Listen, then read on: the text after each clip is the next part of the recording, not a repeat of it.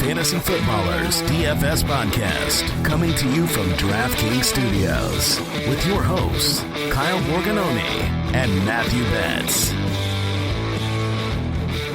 Week 1 is here, people. Yes, we are glad that you're with us on this wonderful, magical DFS journey, Fantasy Footballers DFS Podcast. I am Kyle Borganoni. I am here with Matthew Betz. Matt, tell us how you're doing.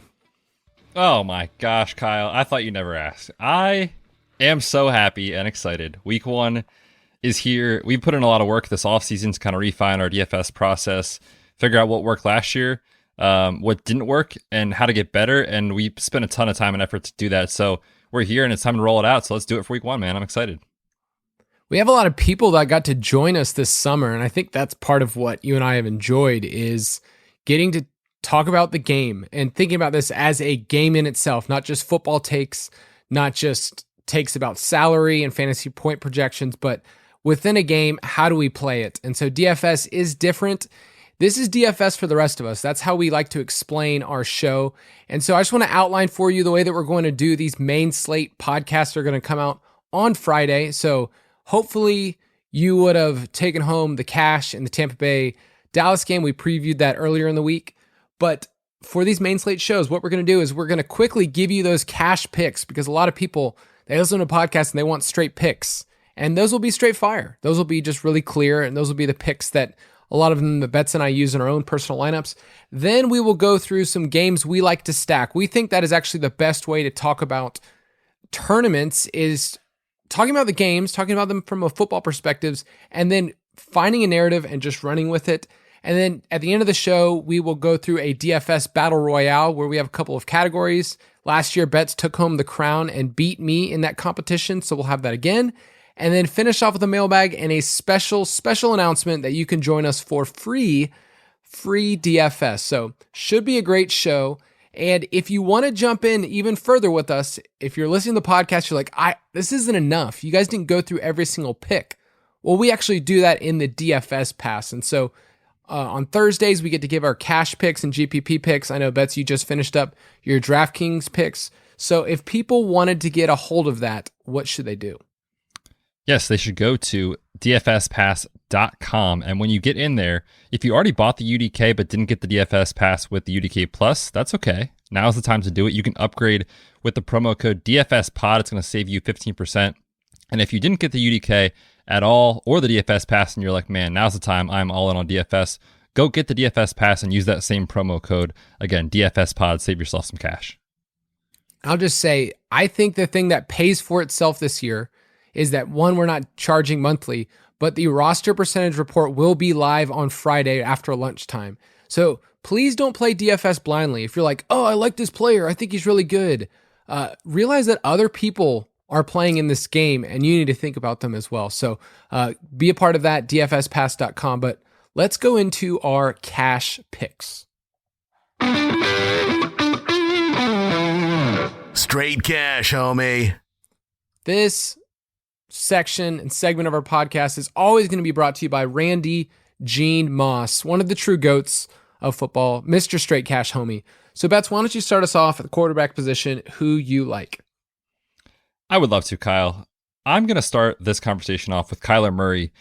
He feels like the safest cash play, in my opinion, at the quarterback position. This week, we know what Kyler is. Last year, if we recall, before the shoulder injury, he was the quarterback one, just having an insane rushing, upside and floor combination. And, it doesn't hurt that, oh yeah, he has DeAndre Hopkins as well in a game that features a massive total with the Titans that we're going to talk about in more detail in a second. So for me, if I'm paying up a quarterback this week, I'm all about Kyler Murray. And we're going to be using DraftKings prices for this because that's where we play the most. Our podcast is sponsored, but I run up the FanDuel one, and there's a lot of similar overlaps. So for quarterback, yeah, I want the mobile quarterbacks. So Kyler's at 7.6. Jalen Hurts, we'll detail that game in a second, at 6.4. And then Josh Stallion at 7.4 against the Steelers. I think that's our consensus, 3 guys at quarterback, because you know the floor is just super high, and you can just totally trust them, and paying up for quarterback it just makes sense. But running back, I think, is what people have the most questions, like who should I play? I have CMC, so who are consensus cash picks at running back? Yeah, we have a couple of different ones here listed on the doc, but I think the general take home is that there's kind of a big three this week. It's, Christian McCaffrey, who we didn't get it all last year pretty much for the most part. Dalvin Cook and Alvin Kamara are kind of sitting there. There's those top price guys.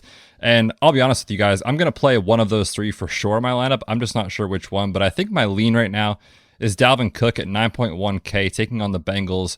I don't think we need to tell you guys how good of a player Dalvin Cook is. When you look at this matchup, I expect Minnesota to just come out and kind of, that -3 line for the Vikings seems low. I expect them to control this game, and they should do that leaning on Dalvin Cook. So he's my preferred spend-up option this week, but you can't go wrong with McCaffrey or Kamara, honestly. Yeah, they're pretty tight together. McCaffrey is definitely the most expensive, and I think he'll come in lower than those other two just for that. Kamara, you get a little bit of a discount at 8.6. So when I've been toying with my cash game lineup, it's basically been like I have to have Cook or Kamara for me. One of them have to be in there. And if I can get both, if I can jam both Kamara and Cook, then I feel super confident. But if we're going a step lower than just the top studs, who are a couple guys in that middle tier, including one I see on here, like his price is just egregious. Yeah, Najee Harris to me is just, on FanDuel, it's laughable. He's 5.9K on FanDuel. It is an obscene value for a player who entering the year we already knew was the workhorse back, and then they put Anthony McFarland, his quote-unquote backup, on IR. So who the heck is taking touches from Najee Harris, and he's priced below 6,000 on FanDuel?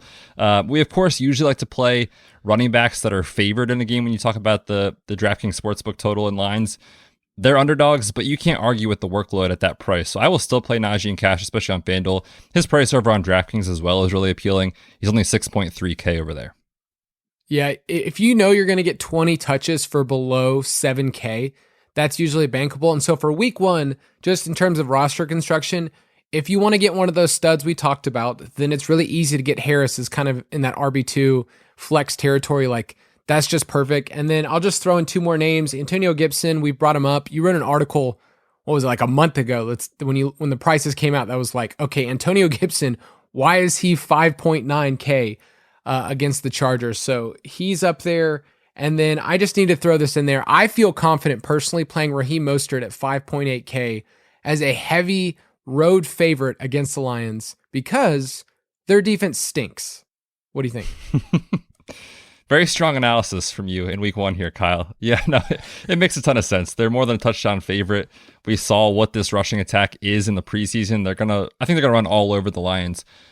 I'm not sure how I'm gonna attack him in cash. I actually really love him. Real quick, I know this is not the conversation, but I love him in GPPs. There's kind of some different numbers out there in the industry with his roster percentage projection, and it seems way lower than it should be. So I like him in cash. I also love him in tournaments. I just think he's a great play overall because we don't really need him to have 20 touches to get there. We've seen him get there on 12 to 15 because he's so explosive. Yeah, he's just super efficient. So some people are trying to game script this and say, oh, he's going to get ahead, then Trey Sermon's going to get in. So I totally get that. I just think the price is great, and we love that team. We love what they can do.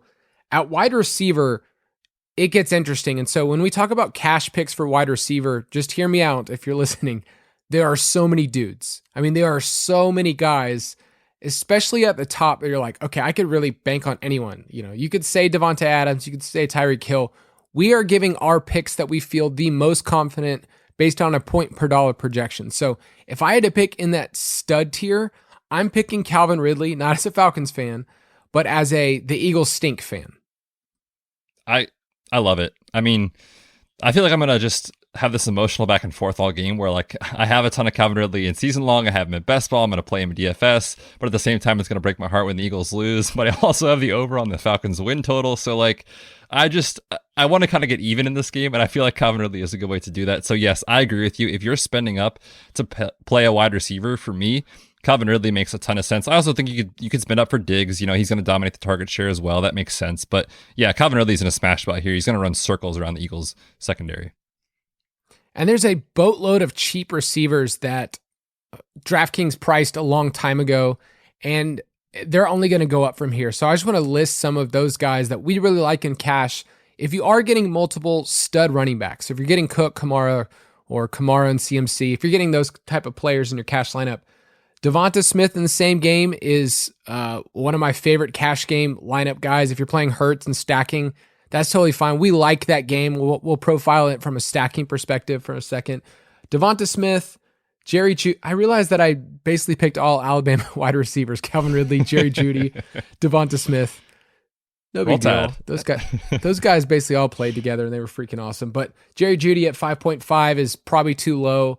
And there's a couple other guys that are going to be super popular. So maybe let's have that conversation if people don't know. So why don't you take that? Yeah, in terms of those cheap wide receivers, because you can't pay up for everyone in your lineups. Obviously, it's not how it works. So you have to spend down somewhere. And this week, it looks like Marquez Callaway is the spend down option at wide receiver. I mean, his roster percentage, what would you say, Kyle? You're the one that writes it up in the DFS Pass. I mean, I'm seeing like 30 to 40%. Would you agree with that? Yeah, it's going to be somewhere in that range. And in cash, like, it wouldn't shock me if he got above 40. Yeah. So you can play him in cash. He's cheap enough that he's not going to burn you. I am not touching him with a 10-foot pole in any tournament lineup. I'm just going to take a stance that any receiver that has that roster percentage, we should be fading in GPPs. So I will not play him there. He's fine in cash. But then other guys that I think could get a little chalky again in tournaments, but are fine in cash that I like a lot. Corey Davis, we saw him dominate targets in the preseason with the Jets. We still don't know if Jamison Crowder is going to play given the COVID situation. If he's out, I mean, they're looking at a 2 wide receiver set of a rookie and Elijah Moore, who missed a lot of time in camp because of a quad issue, and just Corey Davis. So he should be able to dominate targets there. He's only 4.9K on DraftKings. And then Pity City, dude. Come on, Michael Pittman, your boy. I'm very excited about this week. He's just 4.1K. Remember, we have no T.Y. Hilton in the lineup this week, so someone has to catch the football for Carson Wentz. And we'll profile that game in a second, the Colts and the Seahawks. But just to put a button on the end of this Marquez Callaway week 1 hype, and everyone's going to play him.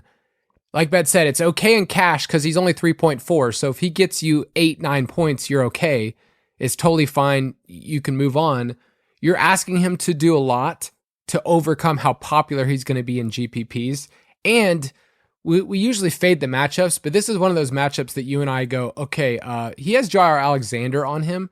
And so when I write up the wide receiver cornerback matchups, like, why would we jump all in with a wide receiver who really hasn't done that much in the pros? Like, we loved him for best ball when he was cheap, but now that he's super popular, we're off in tournaments, and he's had one game in his career where he's had something of note. So yeah, Marquez Callaway is not really someone that we're big on this week, other than it's fine in cash. But let's finish it up with tight end and defense.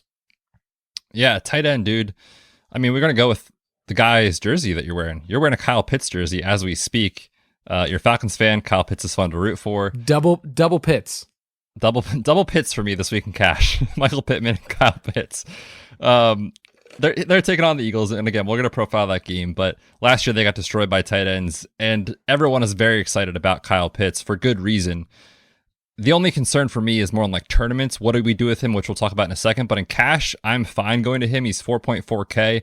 You could argue there has never been a tight end with his ceiling at that price in terms of DFS, so if you want to go with it in cash, totally fine. Just know you're not surprising anyone by doing that. He's going to be over 5K next week. And he's the Falcons wide receiver too. He's not a tight end, so it's a bit silly what his price is. Got to mention George Kittle because he's a huge discount from Travis Kelce, about $1,900 less. So George Kittle, if you want to pay up. And then you and I like a good punt tight end. So my favorite punt tight ends this week, which we'll mention a little bit more later, but dude, I kind of like Tyler Kroft for the Jets. I was going to say, you might need to tell people who he even plays for, because he is a name that has not been on anyone's radar in a very long time. Yes, for the New York Jets, they just traded Chris Herndon, so he's the dude. And like we said, I think his outlook probably improves if Jamison Crowder can't go in this one. Defense is a crapshoot, people, so just know that, and know that there are going to be certain teams that are popular.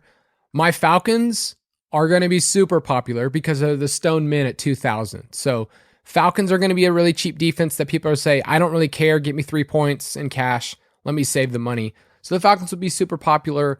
I've also seen the Jets as another team that people have talked up a bunch, but I would say in that middle range, if you're like, okay, I can't go all the way to the bottom, I feel like the Broncos against your boy Daniel Jones are going to be there right at 3,300. Yeah, they're a phenomenal play this week if you have the salary to get there.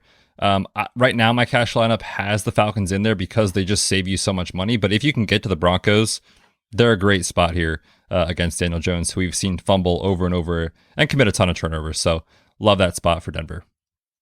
All right, let's talk about our favorite stacks of the week. Stack Attack. This is the section of our lovely podcast where it's not safe for work. These aren't safe plays. These aren't safe. And so I decided this week, this will be the first week and the only week that this segment is brought to you by Michael Joseph Glennon. Do you want to explain to people who that is? Oh, Mike Glennon. Last year, if you rode with us, I'm surprised you're still here because Kyle, for some unbeknownst reason to me, recommended Mike Glennon as a cash game quarterback last week, or last year, and it was gold. He had a horrific game. He was terrible. To be fair, he was a super cheap quarterback, so it kind of made sense. But he will forever be, I feel like, a member of this podcast. And I also would like to let everyone know in a little secret, I lost quite a bit of money on Mike Glennon in the preseason when he threw a Hail Mary at the very end of the Giants' last preseason game. So that really hurts me to my soul. So yes, this is brought to you by our best friend, Mike Glennon. All of our picks that we give, once again, are in the DFS Pass. So if we don't hear the player that you really like, we probably profiled them in the DFS Pass full write-up. And just a reminder, tournaments are about limiting the things that you have to get right. You know, there's 9 people you have to put in your lineup. Stacking, when you stack players together, and we did a bunch of episodes, there's a lot of content on why we stack. It's giving you correlation, and that's what you need. So it's limiting, instead of saying, what are all the individual pieces I need to get right? It's saying, you know, I'm going to play Mahomes and I'm going to play Kelsey together, and that's only one thing I have to get right. Rather than saying, I'm going to play, you know, Mahomes and Kittle and say, well, I hope they both do well. So does that make sense? You're just trying to correlate. So let's go through this first game that has the highest total of the week. So who are these two teams? Yeah, this first game we'll talk about is the Browns and the Chiefs. Like you said, highest total on DraftKings Sportsbook. Got bet all the way up to 54.5. Kansas City is favored by 5.5 points here. So this is a game that I think we're looking at, you know, a conversation in terms of, do we think this has the ceiling to get there? Because Vegas is telling us it does, but if you recall last year, this is a game in the playoffs that ended up finishing 22-17. So I don't want people to take this as like this is a locked and loaded optimal game stack. I think it's okay, but there are paths to downside here that I think not a lot of people in the industry might be considering. Yeah, there are paths in this game where, let's say it hits 50, and yet none of the players give you what you want because on the Kansas City side, they're so expensive. So when you start adding up the players like Mahomes and his salary, and then you're picking who you're going to stack them with, like you're going to stack them with Tyreek or you're going to stack them with Kelsey. I mean, we can't stack them with Sammy Watkins, right? Oh, you could do it, but it would be a very, very poor play considering he plays on the Ravens and also he plays on Monday Night Football. Man, Sammy Watkins week 1 is the only time that you play him, by the way. No, Mahomes on FanDuel, I think is where I would play him. He's at 8,800, and I would stack him with Kelsey or Tyreek, and they're the same price at 8,500. So that's what I would do. On DraftKings, it's like, I think that there's other places, and you have it in here. Mahomes has actually done better for DFS purposes when he's an underdog, which is kind of hilarious because he's not an underdog that often. But we want him chasing. We want the volume with Mahomes. And so I feel like the stacks, if you're doing it, I would do Mahomes, pick one of those two options, and then run it back with either Beckham or Landry. Yeah, that probably makes the most sense. You can't double stack, in my opinion, this week. I mean, in theory, like mathematically, you could. It doesn't make sense in terms of how much you're sacrificing elsewhere in your lineup. If you try to stack Mahomes, Hill, and Kelsey, it is more than 50% of your allocated salary on DraftKings, and you have to have them all three have career games for that to pay off. So that's where I want to caution people. Don't just like jump all in on this game because it'll really burn you elsewhere in your lineup. So I think you, like you said, you have to pick one of those two guys. I actually like spending up for Kelsey this week as a really contrarian way to build your lineup because, as we talked about in the cash game section, a lot of people are going to play Kyle Pitts, and so they're not going to spend up for Travis Kelce. They're going to say, I'll take the cheap tight end, I'll take a cheap defense, I'll spend up at running back, and that's optimal in cash, we think. But in tournaments, I mean, Travis Kelce could easily blow George Kittle and Kyle Pitts out of the water. So I like that spend up option in tournaments, and I do agree with you. One of the bringbacks for me preferred is Jarvis Landry or Odell Beckham. Yeah, if you double stacked and you had Kelce and Hill, you don't even have a running back in your roster yet, and you only have half of it left over. So it's just too thin. Also realize in a tournament, if you wanted Mahomes and you want to stack him with Hill or Kelce, you're asking for that duo right there with Mahomes. You're asking both of those players to get you 80 points. Like that's not that like anything less than that, and they didn't pay off. So Mahomes and Kelce is what I prefer in FanDuel. I think Tyreek's fine in cash if you just wanted to pay up and you feel safe with him. But on the Cleveland side, how do they get there? Like, how does this side of the game get there? How do you flip the script if you were going to stack? Yeah, I think Baker Mayfield stacks are kind of interesting this week as a really contrarian play. It's not going to be my highest exposure for sure this week, but I'll probably have a lineup or two with Baker double stacks because there's a sentiment around Cleveland that this is a run first team. That's what they want to do. That's who they are. But we really saw them pick up the pace and pick up their passing attempts in the second half of the year as Baker got more comfortable with Kevin Stefanski. He excelled in the play action passing game. So I think Baker at 5.9K is easily stacked with one or two of his pass catchers.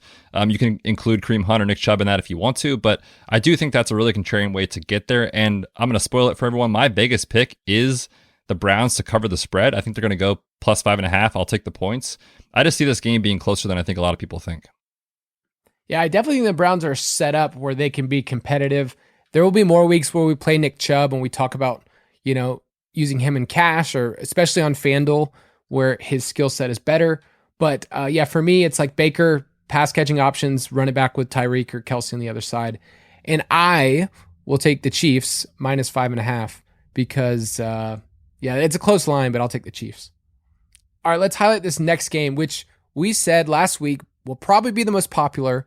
Right now, it's not coming in as popular as I want it to be, which is great. It's great because we love the pieces here. It's the Cardinals at the Titans. The Titans have a 27.5 point implied total. Cardinals are 3 less than that. And the total for the game, according to DraftKings Sportsbook, is 52.5. So let me just say this. We like these teams because of the pace. They go super fast. And we also like these teams because they've decided that their secondaries are optional. They're an optional part of the game.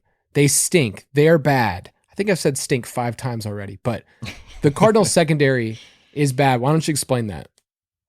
Yeah, it's not good for the Cardinals. They entered the year as one of the bottom 5 secondaries on paper, at least. And that was with Malcolm Butler, who just retired. So they went from bad to worse in the last 2 weeks, and now they're kind of scrambling to make up for that. So this game sets up perfectly where you have on the Cardinals side of the ball an offense that wants to go, and a defense and secondary that's going to try to stop Julio Jones and AJ Brown. Good luck. This game could turn into a track shoot. I would expect the Vegas total to be a lot higher. I love the over here. So yes, like you said, if somehow this game doesn't get as chalky or popular as maybe what we initially thought it would, I will be all over this in tournaments. Betz has also brought this up many times over the last year, but if Ryan Tannehill is playing in a game, it's probably hitting the over. The Titans hit the over more than any other team in the NFL last year, and shockingly, the Cardinals were second fewest in their overs. So something's got to give here, and I think we like the pace. When we mentioned Kyler is just super safe, he averaged 25 DraftKings points a game, which is just silly. Tennessee allowed the 4th most passing yards, the 2nd most total yards. I feel like if you wanted Kyler and just played him naked, which if you're a new listener, that doesn't mean you're derobed. It just means that Kyler is by himself. But if you wanted to make your lineup, we're not going to judge you. We're not looking at you. You do you, man. You can do that. But Tannehill's interesting because he's a lot cheaper. On DraftKings, he's only 6,500. You have any interest in stacking with Tannehill? I love me some Ryan Tannehill this week in DFS. Yes, I love it because I do think Kyler is on paper a better play. I do think that he is going to be the more popular guy. But who's to say Ryan Tannehill doesn't come out and beat Kyler Murray straight up in points, especially at his salary? I think it's entirely possible.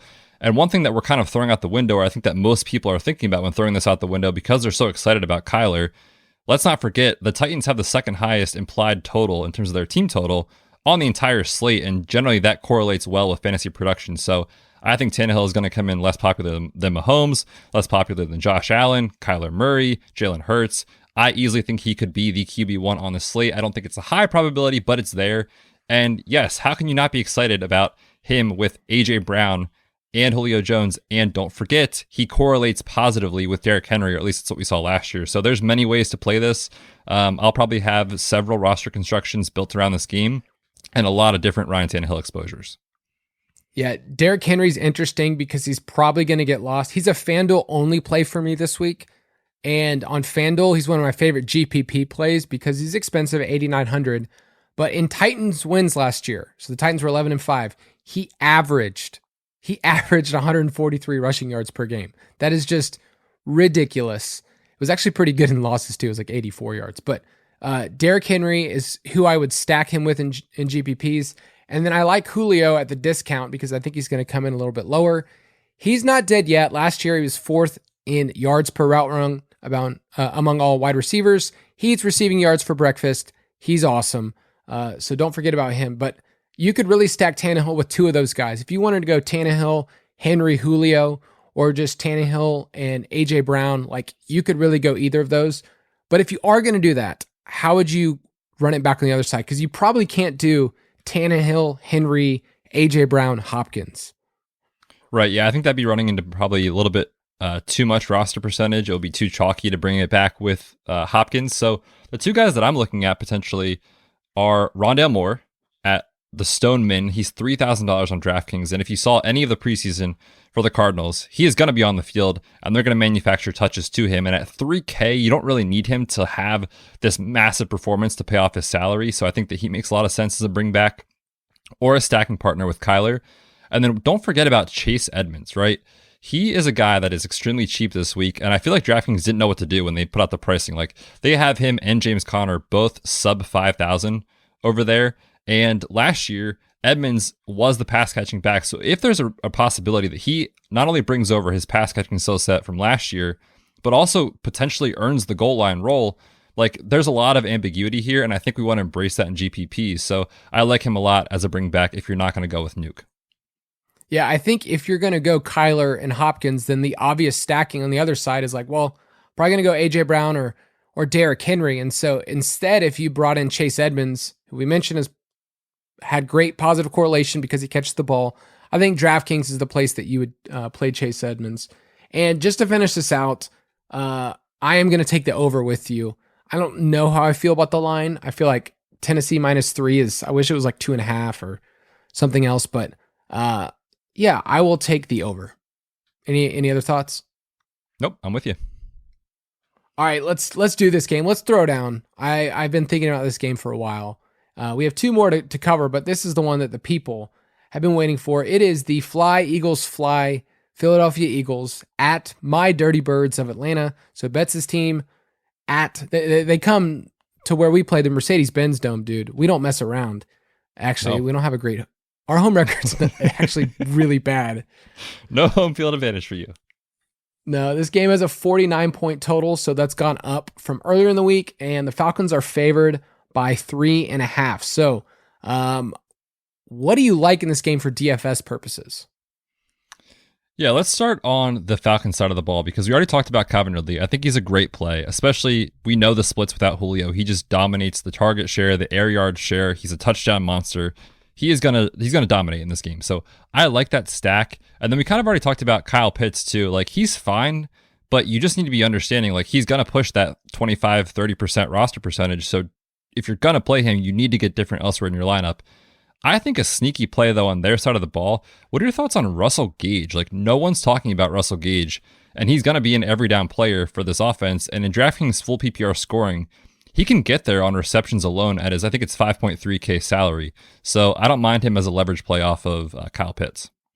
No, and shockingly, Gage and Ridley had really positive correlation last year. So when Gage got there, meant that Ridley did too. And so, yeah, it's the perfect leverage play to say, instead of Pitts, I'm going to get another player that probably not a lot of people are going to be rolling out Gage and Pitts. They'll be rolling out Gage and or not Gage at all. So yeah, if you stacked Ryan, Ridley, and Gage, I think that's totally fine. I don't have a ton of interest in Mike Davis. The price is fine at 5,400, but I probably won't be playing the running backs here. I think maybe Miles Sanders could be interesting, like in GPPs if you wanted to run it back there. But any thoughts on the running game? Yeah, I'm with you. I'm not excited about Mike Davis this week. If he's going to get there, it's through the air because the Eagles, their main kind of focus on defense is to stop the run. So yeah, he has to get there on receptions, which he could do for sure, but I'm not excited about him at all. And then yeah, Miles Sanders, I think there's not a lot to say like in terms of a positive outlook of like, this is a smash spot for him. But it's a great game environment, and no one in the industry is talking about Miles Sanders this week. Like I could see him easily coming in 2% in tournaments. So if you're playing those like large field, or if you're a 150 player with these multi-entry lineups, like sprinkle him in because I do think he's a really sneaky play in those types of formats. No, that's perfect. And to say about Kyle Pitts, we mentioned him earlier in cash, but the reason why we're a little off, like if you're like, wait a second, I thought you guys were all about Kyle Pitts. We like his price, but we have to factor in his roster percentage, and he's probably going to hit 20%. And with tight ends, uber chalky tight ends, like unless their name is Travis Kelce or George Kittle or Darren Waller, then it's not a guarantee and not something I want to do. If he even gets up to 25%, that's pretty crazy. And so in tournaments, I just want to get different from everyone else. And I just think that's not where I want to go fully. I mean, maybe in some game stacks, sure, if I want to do that, but it's not my favorite. But Jalen Hurts, okay, the reason why I like him in terms of stacking is because I think you just pick Hurts and then pick one pass catcher. So if you want to do Miles Sanders, it's fine. I mentioned Devonta Smith and how much we like him. Dallas Goedert's kind of a thin play, but listen to these rushing lines last year, okay? So Jalen Hurts started 4 games. He had 106 rushing yards on 18 attempts. He had 63 yards and a touchdown. He had 69 yards. Nice. And then he had another game, he had 34 rushing yards and 2 touchdowns. So this guy has averaged 68 rushing yards per game. That is an insane floor, but he also has a ceiling. And last year, the Falcons gave up 2 top 10 performances to Taysom Hill when they faced him. So it's just set up. The template's there for Jalen Hurts. That's why we like him in cash. So if you wanted to go Hurts, Devonta Smith, and then run it back with Calvin Ridley, I think that would be very normal. Like I think a lot of people will actually do that. But I think both sides are stackable. Yeah, and I think this also on the Eagles side, especially, like don't be afraid to get different. Like there's a lot that makes a ton of sense on Atlanta's side. And on the Eagles side, it's like, okay, Jalen Hurts, well, who should we stack him with? Yep, obviously Devonta Smith. But like, feel free if you're, again, large field, Jalen Reagor, Quez Watkins, like those are guys that no one's talking about. In this game environment, we expect to be a shootout. So again, don't be afraid to get different in those large fields. All right, so give us your Vegas pick, and we are going to have a straight up like money line, like between Betz and I, like if my Falcons win, there's something he's got to do. If the Eagles win, there's something he's got to do. But what do you like for your Vegas pick? Yeah, once we decide that, we'll have to put that out on Twitter. So look for that. But yes, I'm going to roll with my team, with the correct birds here, the Eagles. I'll take them plus 3.5. If it was -3, I was going to go with the Falcons. So I'll take them to cover by at least a field goal. All right, so all my friends in Atlanta, just stop your podcast, fast forward if you need to. I will also take the Eagles plus 3.5. No. What? If Dude, I was a betting on. man. Dude. So how are we going to make this wager? If we're both on the Eagles plus 3.5. We'll just do if the Falcons win, you got to do something with the Eagles, just for the straight up who wins money line. But if I was a betting man, I actually would take the Eagles. I think the teams are pretty close, if we're honest. Yeah. So I'll take the points. All right, last game, we're going to talk about stacking, and then we'll get into our Battle Royale and a mailbag segment. This is you and I. This is our favorite game this week. And it's our favorite because it's coming under the radar in our projections in terms of roster percentage. And I feel like nobody's talking about Russell Wilson. Like he's not showing up in a lot of buzz. We don't really know what to do with Carson Wentz. Like, is he going to play? Is he going to be healthy? This game is flying under the radar. It was at 48 earlier this week, but the Seahawks at the Colts is now at 50, and the DraftKings Sportsbook line is Seahawks -2.5. It's in a dome. Why should we not like this game? Absolutely love it. This is going to be my plant your flag in the sand. This is the game I'm stacking. I'm going to have so much Russell Wilson this week, so I really hope it works out. But yeah, there's so much to be excited about. Like you said, it's in a dome. Check. We can put that on the positives list. The other thing, this projects to be probably the 4th most popular game stack. Check. That's great for GPPs. It is creeping up into the 50s for the total. Check. It fits the bill. And now you have on Russell Wilson's side a cheap price tag, especially on DraftKings at $7K. And both of his wide receivers, DK Metcalf and Tyler Lockett, are coming in around the industry somewhere around 10% probably or less in roster percentage. It does not make any sense to me because the target share is so concentrated to those two dudes. Like, most people can't even name who the Seahawks wide receiver 3 is this year. That's how concentrated it is, but no one's talking about them for week 1. I think that they can get there if they play up tempo, especially with Shane Waldron there at OC. So yes, I want to get ahead of the curve and be aggressive with Russell Wilson stacks this week because I do think come week 2, week 3, once people have seen it for a couple weeks in a row, the cat may be out of the bag. No, that is the perfect analysis. Like, we don't know what this offense is, and everyone's been used to, we've seen what they were in the past. Pete Carroll want to run the ball. You have a new OC that actually says he wants to push the tempo, but I think most people say, I want to see it first. You want to get out ahead of that in GPPs where it doesn't cost you the same. Like, we're not saying play Russ and cash. I put Metcalf in my cash considerations because he's DK Metcalf. But other than that, like, this game is kind of like all over the place. And like I said, we like it because there's so much leverage on the field. The only popular player we're seeing in our projections right now is Pity City, is Michael Pittman, who's going to probably be 10+%. And we don't love the Seahawks secondary. They were awesome in the second half, but like maybe the worst secondary ever in the first half. And with Carson Wentz, I think that's the main thing that people are like, if we don't get Carson Wentz at full strength, then I don't know if we like this game. But there's a lot of options here we like.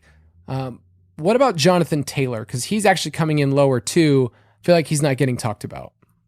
Yeah, he's going to get lost in the shuffle this week for sure. I think he's a phenomenal GPP play this week in this game stack. Like, my favorite build right now is pretty much Russ with these two guys in Metcalf and Lockett, and then bringing it back with Jonathan Taylor because we know there's better correlation over the course of a long sample size using Fantasy Labs data that the opposing RB1 correlates better than the RB2. So I think a lot of people are going to say to themselves, okay, if Russ Wilson smashes, well, presumably the Colts are playing catch up and it has to be Nyheim Hines out of the backfield on those checkdowns. And the data tells us not necessarily. So yeah, he's 8K. He's kind of in that range, like right below Kamara, where you can't really spend up for him and the other guys that we already talked about. So I do think in tournaments, he is a phenomenal play that no one's going to be playing this week. And there's a couple other fun plays here. Like, if you said, I want to do Russell Wilson, one of the wide receivers, and Chris Carson, and then run it back with Michael Pittman, I think you could totally do that. You don't want to play two running backs in the same game. So you wouldn't want Carson and Jonathan Taylor probably in the same lineup. You wouldn't want Carson and Hines. But there's some fun little one-offs. There's a lot of fun nicknames in the tight ends. Mount Everett, Big Montana, Baby Hands Jack Doyle. You got Mo Alley Cox Gigantor. Like, if you want to go that route and get different, I like Gerald Everett the most in GPPs. But there's just so much to like in this game. And it's at 50, so I feel like it should get a little bit more. Yep, I'm with you, man. And I will take my Vegas pick. I like the over. I also like Seattle to cover -2.5. I will take Seattle -2.5 as well. And hopefully this is a game that you look at and you go, I haven't looked that closely at the game. And for GPPs, all we care about is, are we different? And we're going to get it wrong a lot of times. But if you do hit and no one else is on that game, I think you've got something. But let's battle it out. DFS Battle Royale. The Battle Royale each week is a chance for Betz and I to have some categories and kind of give you some plays of people that we haven't really talked about that much, just to get different. But these categories are a chance for us to kind of go head to head, and each week we kind of recap it. So clean slate. We are tied right now. You haven't done anything this year. I haven't done anything yet this year. So our first category is give me a stacking quarterback on DraftKings under 6,000. Yeah, sometimes there's an advantage to being the show doc first because you're like, ooh, I get to put who I like before Kyle does. And now I have regrets because I actually like yours better. But I put in Baker Mayfield as a stacking quarterback. Again, not a cash game play by any means, but if you want to create leverage on Patrick Mahomes stacks and you think that game script could go a little bit differently, he is cheap enough that you could stack him with Odell or Jarvis Landry. I will go with Sam Darnold, who has done nothing in 3 years, but he's set up against his old mates at home. We love his weapons. If you wanted to stack him with CMC or DJ Moore, I think that's totally fine. So Sam Darnold at 5K. Next category, give me a cash game running back. Not named CMC, Cook, Kamara, Henry, those main guys. Give me a cash game running back.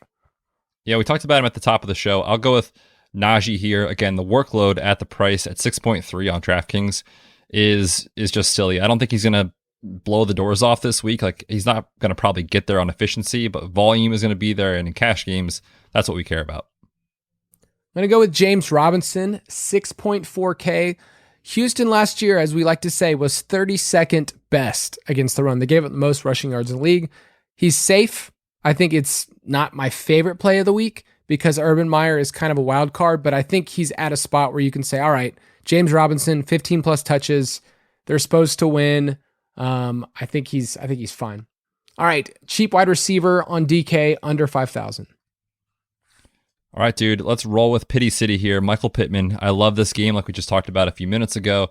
I also think he has a chance to come out and really dominate the targets without T.Y. Hilton there. So I will take Michael Pittman at 4.1K. And you did not mention this player on your side, so I just want to give a quick bonus as well. We can't forget about our boy Marv. I mean, come on. He is sub 4K this week, and Houston somehow, again, went from bad to worse. They just traded Bradley Roby, who was one of their starting corners like days ago before the opening season. Jacksonville should get there in theory, and Marv is just insanely cheap. I'm going to give a couple of sophomore wide receivers that you could put in your cash game lineup. If you really wanted to, Jerry Jeudy at 4,800. T. Higgins is also in that same exact range. They're just ascending talents that are only going to go up here in price. So I like those guys. Woo, give me your punt tight end. I did not expect this name to be on yours. Yeah, the only reason I put this in here is because there aren't a lot this week, and we love the game environment with Tennessee and the Cardinals. So I'll put the Ferk Daddy in here. He's 3.2K on DraftKings. It is a thin play, but again, when you are punting tight end in cash, you do not care. You are saving salary, and you're saying, get me a few points, and the rest of my lineup will make up for it. And that's pretty much exactly what Anthony Ferkster is this week. So let's hope he catches a touchdown. I'm going to go with Conk himself, Tyler Conklin, 2,900. I also like Tyler Kroft.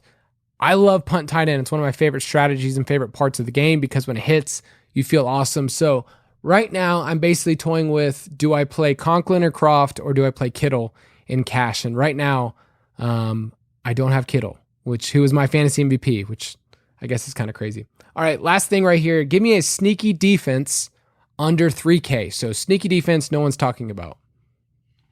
Yeah, I don't know how this is sneaky because it seems incredibly obvious that the Vikings are taking on the Bengals and they are 3K on DraftKings. There's bad vibes out of Cincy and it hasn't changed for weeks. You know, you've got the Joe Burrow injury recovery, maybe some lack of confidence. He played 3 snaps total in the preseason. So I think he's going to be rusty coming back. Jamar Chase just told someone in the media that he's not catching the ball as easy because it's harder to catch the NFL ball compared to the college ball. Like, there are just bad vibes everywhere around this team. And oh, by the way, they still have an absolutely horrific offensive line. So I will take the Vikings at 3K. All right, for me, I mean, the Falcons don't count. If you're thinking you're sneaky with the Falcons at 2K, it's just not happening. They're going to be 15+%. I'm going to say the Jaguars, who don't have a good defense, but they're playing Tyrod Taylor, who's averaged 18 completions per game in his career, which is like JV level. That's like barely JV level. It's pretty bad. And then I need to throw this out. This is a FanDuel only play because I looked it up. The Giants are like weird on DraftKings. For some reason, the Giants are like the defense 5 this week. It doesn't make any sense. But if you go to FanDuel, like, they're way cheaper. They're way different. Like, they're only 3,700. So I like the Giants as a really deep, really weird play. Everyone's playing the Broncos. Flip the script, and you can get the Giants. So that's what I like. Let's hear from some of our faithful listeners. Mailbag.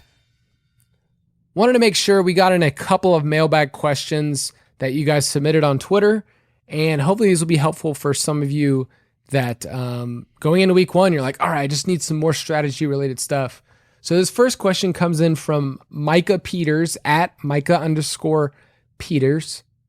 My accent changed there. My underscore. Micah_Peters. I don't know what just happened, but that was awesome. All right, Micah. Here's what he said. He said, for main slate GPPs, do you pretty much avoid all players from games with low point totals, so like in the low 40s, or do you consider any of the skill positions? So the games on this week's slate that are low, the lowest is Broncos at Giants with 42 points. Then it's the Dolphins at the Patriots, 43.5. Jets at the Panthers, 44. And then the 49ers at the Lions, 44.5. So how are you treating games like that are that low in their totals? Yeah, I think the correct approach here is to kind of pick and choose your spots. These are not the games that you go all in with a full game stack where you want to go with a quarterback and 2 pass catchers from one team and then bring it back with like 2 guys on the other side of the ball. You're just asking a lot to go right. And we talked about on one of our shows this summer that when the game total is this low, typically the under actually hits a lot more. So Vegas is telling us something with this information. We should use it. That said, there are valuable pieces here, especially looking at things from a point per dollar perspective. We talked about Corey Davis being too cheap. Sam Darnold is pretty cheap, as are his guys. Raheem Mostert we like this week. He's in one of these games. So there are spots that you can kind of pick and choose, but I would definitely not be game stacking here in tournaments. Yeah, the only reason you would game stack is you'd say the 49ers as an onslaught stack, you get 3 or 4 guys and they just destroy the Lions, or maybe the Panthers, you get 3 guys and you run it back with Corey Davis or Tyler Kroft. There's some fine cash plays like for New England. Like you could tell me on FanDuel that Damian Harris could work in cash, but for the most part, these are players that you either do one-offs, or if you are going to use them in a tournament, then you need to correlate. So if you wanted to do Raheem Mostert and TJ Hawkinson, and you're saying, okay, everyone's doing Kittle, I'm going to do Hawkinson, those 2 players correlate. Or if you're going to do CMC, get Corey Davis, those are the only ways that you want to do it. So think of correlation for GPPs, not whole game stacks. And then for cash, there's a couple players that could work. All right, 2 more questions. This one's from at Bobby Peril. He said, what's the most important part of your weekly process? Like, what's the one thing you would want listeners to absolutely do before finalizing a lineup? Thanks. Love this question. And I felt really, really like some zeal about it. Yeah, there's a lot of ways I want to answer this, but I feel like to answer what is the one thing to take away from what a weekly process should look like, I think it is to kind of trust what you were thinking early in the week and then kind of go from there, versus we talked about last year, like there was a few weeks where I felt like on Saturday, Sunday, like I kind of got caught up in the hype of a certain game or a certain player, and I kind of like threw everything that I had prepped out the window sometimes, and I want to not do that this week. So trusting kind of your process early, trusting the plays that you like early, not saying you can't adjust to news and things like that, but don't get so caught up in all of this content and news and all this sort of stuff that comes out on like Saturday, Sunday morning. Trust yourself. You got to Friday for a reason with a good process, so keep with it. All right, I'm going to give you 2 really quick ones, but I feel pretty strong about it. In cash, find somebody who knows what they're talking about, or at least understands game theory and understands how DFS works, and text them a screenshot of your lineup on Thursday or Friday, and then slowly adjust. Like, let them pick out something. The worst thing is if you show somebody a cash game lineup, they're like, oh, that's perfect. Like, I want someone to critique it. And so that's what Betz and I get to do, is say like, what do you think? And he's going to go, you're playing Mike Glennon in cash? What are you doing? Pretty much we had that exact conversation last year. And I said, you're an idiot, Betz. You have no idea who this man is, Michael Joseph Glennon. And you just need a different set of eyes. Let's be honest. Like, get outside of yourself, get outside of your own takes. And right now it's probably the worst because we've had so much time to build up our thoughts, and we have this take lock with certain players. And in redraft, it's worse. Like, our lineups are pretty much set. There might be some guy that you're flexing, but like, I have my guys in my lineup and I want them to do well. So get outside of yourself, show a friend. And then for GPPs, let me be as frank as possible. My name is Kyle. I'm not even Frank. You need to make sure you need to make sure that you're integrating roster percentages in your process for tournaments.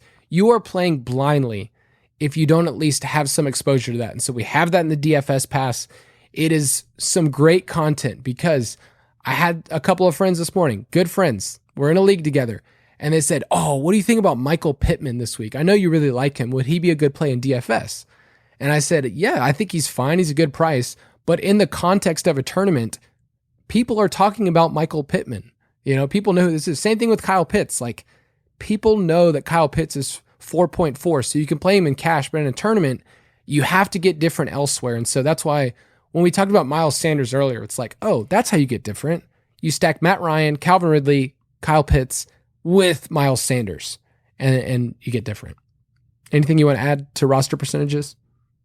I'm just going to take it one step further. If you're not using roster percentages and playing in GPPs, you're probably letting your money on fire. I mean, that's how important it is. So yes, I'm excited that we have that in the DFS Pass.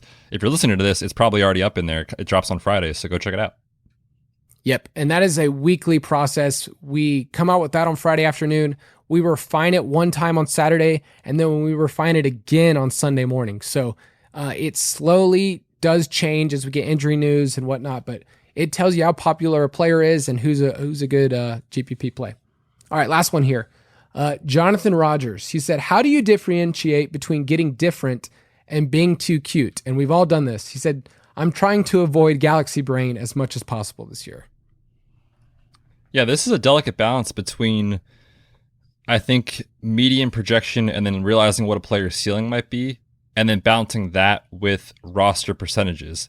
Like we said, if you just pick all the top plays in the world, so is everyone else. So like you're not going to be different at all. You have to get different somehow. But the tricky part is people think that they have to get so different that they find all the 1%, 2%, 3% guys and just build lineups that way. But it's so thin because there's a reason they're 3%. It's because they're not great plays, right?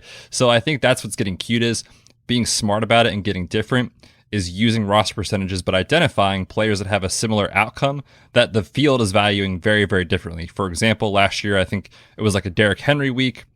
Dalvin Cook was like $100 or $200 cheaper, but everyone was locked on to Derrick Henry. And it's like, well, yeah, they're both awesome players. They could both get there. So that's a way that you're not sacrificing a lot of projection, but you're still being smart about how you get different. You're not trying to galaxy brain yourself into all these things. So I think that's one way to do it when you're looking at similar players priced in a certain price range.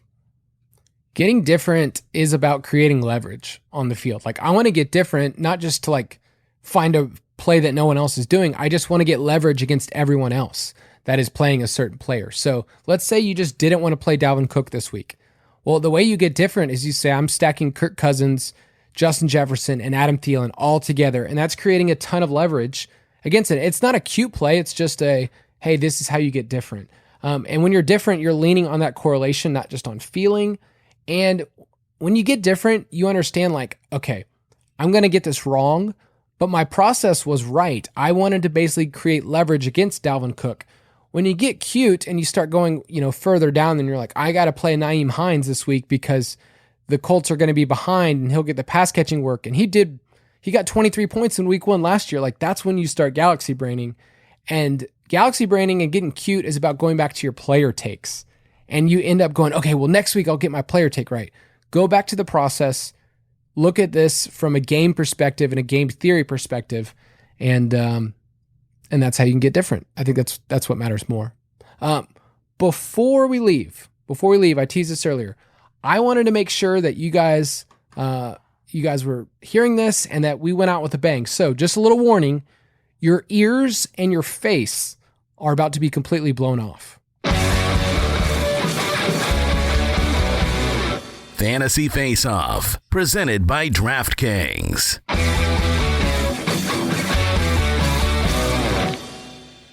That is a fire drop. And that was awesome. I apologize to the elderly and to people with hearing problems if that just, you're like, whoa, these dudes were talking. I gave a warning though, right? You did. That was fair. All right. So Betz, why don't you explain to people what we're doing every single week and what we have special going on this week on DraftKings? Yeah, DraftKings, they're pretty much our best friend right now. They are literally giving our listeners a chance to win money for the price of free. $0 entry fee, but they're giving us a tournament to play with you guys. It is unlimited, so we can fill it up with as many people as you want. If you want to play with us, unlimited. There you go, with Rust. That fits the theme because we love Rust this week. It is unlimited and it is free to play with a $1,000 prize pool. Go to ballersdfs.com. It'll bring you up to a link to the tournament that we are hosting. It'll say Fantasy Footballers, Betz and Borg. Play that and then enter the contest that is there. Again, it is free. Free money to be won. Come play with us on DraftKings. Some people, I just need to be really clear, they join the league, Betz, but then they actually don't join the tournament. So right now we just hit over 1,000 people in the league, which is awesome. But there are fewer than that are actually in the free tournament. So do people just not understand how to click? I don't know, man. It's confusing. Maybe people are rushing. They're on their phone. They're just trying to do it quickly. I'm not sure. But that is how you do it. You join the league, and then you have to go into the contest as well. So 2 steps to get there. But again, it's free money, so take the extra second. Come play with us. Yep, ballersdfs.com. Each week, we will actually give more and more different contests. And right now, we have another one that we did last year that we gave to OG listeners. And we will continue to give them out more and more. So each week, have that DraftKings app ready. You will get a notification that says this contest is going live, and hopefully it'll fill up. So we're excited to play DFS with you guys this year. We want to see those screenshots. We're excited this weekend, so feel free to reach out to us. But any parting words for the people? No, I don't think so, man. I'm excited for week 1. It is finally here. Go win some money. We'll see you guys next week.